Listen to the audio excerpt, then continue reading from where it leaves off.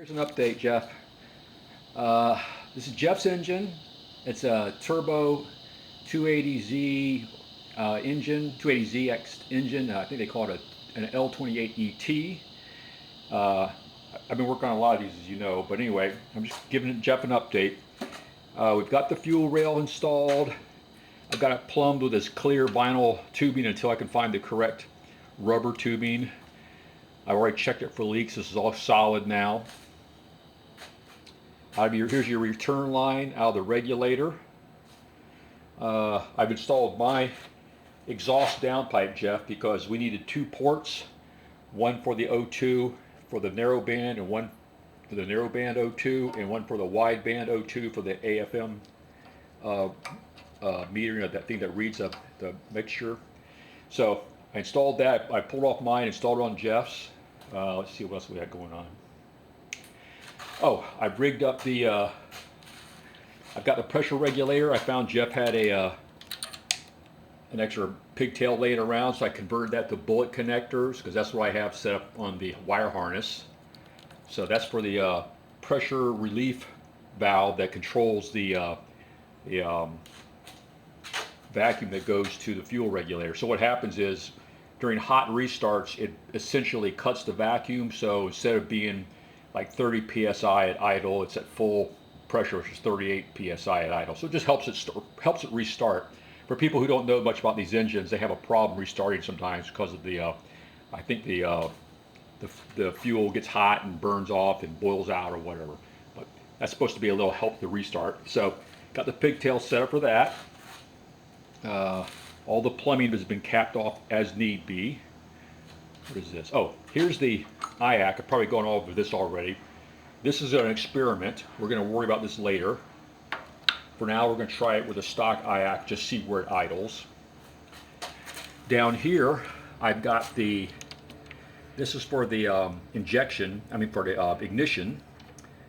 There's basically two plugs that go to the wire harness. The green lead there is a signal, and the blue lead is a feedback back to the ECU. And they're configured in a way that plugs right into my wire harness. So I've got a spade connector and a bullet connector. And this will plug into one of these things. Now this is like a stock setup. I think the Nissan D21s come with this. So that plugs into that to a coil. That way it's a plug and play. You just plug that in, it gets power, it gets feed, it gets everything it needs to operate. So I just have to figure out a place to mount that. I'll probably put it up here, build a little perch and set it up right there on the stand. Because you got to be able to have the high tension lead go from that ignition coil back all the way up to the top of the distributor. That's this side. Over here, we've got the thermometer installed in the head. That'll be your water temp. I still am waiting on the oil pressure gauge. If it doesn't come in a few days, I'll just pull the one off mine and stick it in there. I ordered another one. It should be here probably in a week. So that'll screw right in there. So you'll have water temp, oil pressure. I already have fuel pressure built into the regulator. And now we have a charge light that comes on until the alternator produces power. So it basically excites the alternator when it starts up, and when it goes out, that means the alternator is making power.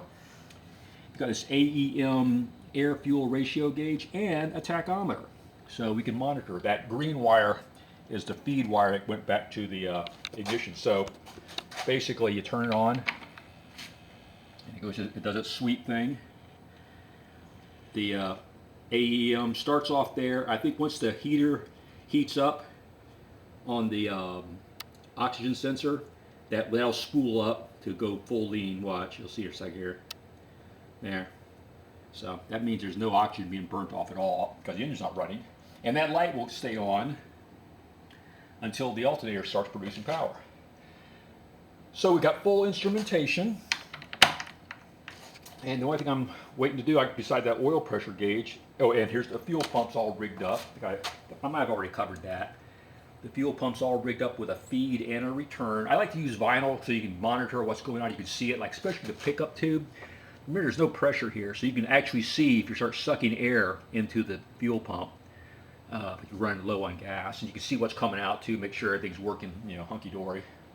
So the only thing we have left to do, put the oil pressure gauge and then hook up the wire harness. Now, the wire harness, I'm going to be building a custom one for Jeff out of a donor, which is right over here actually.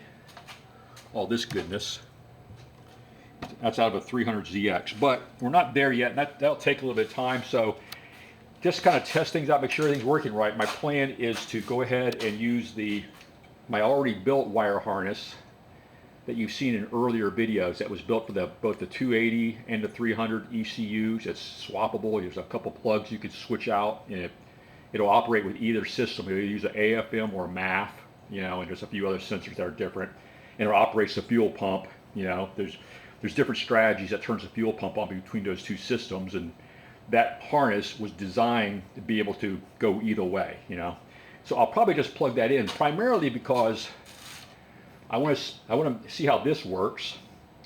And on that harness, I left those wires unconnected, but they're built into the harness. So all I got to do is put a couple bullet connectors that I can plug in this pressure regulator valve in.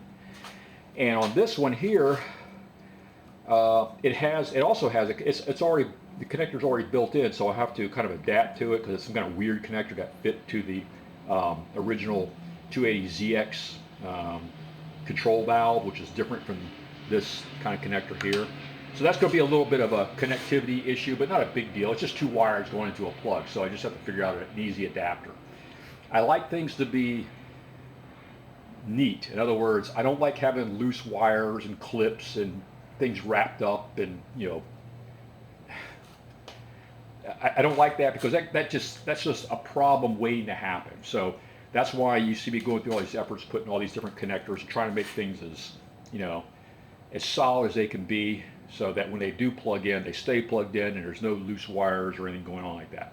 But anyway, that's all we have to do now is plug in the ignition module, attach the wire harness. I'll probably got to steal that radiator off that one over there. That's Jeff's radiator anyway, that aluminum radiator. So I'm gonna have to build a stand to hold the radiator on. I'll probably just try starting it without the radiator just to hear it run. You can do that. If you run for 10 seconds, it's not going to overheat. So we'll try that as well, just to make sure everything works. But you know, I'm getting ahead of myself. I may end up building a radiator and getting the whole thing done, because I tend to procrastinate actually making things start for the first time, because it's just a little bit of paranoia.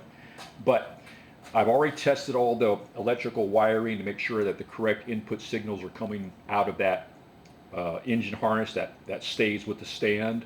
So I know the engine harness supply power feeds will made up to the engine harness, I'm sorry, to the EFI harness, okay? I know that'll work because I've already tested it with a test light to make sure where there's positives and where there's start signals, all that. So that's gonna work.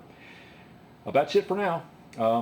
And like I said, the next video will probably be after I've got the wire harness installed and everything hooked up and ready to give it a test run. That might be a while though, because I've got some things coming up, so I'm not gonna be able to work on this for a little bit, but I just wanted to give you an update so you know where we are. Talk to you later. Thanks. Bye.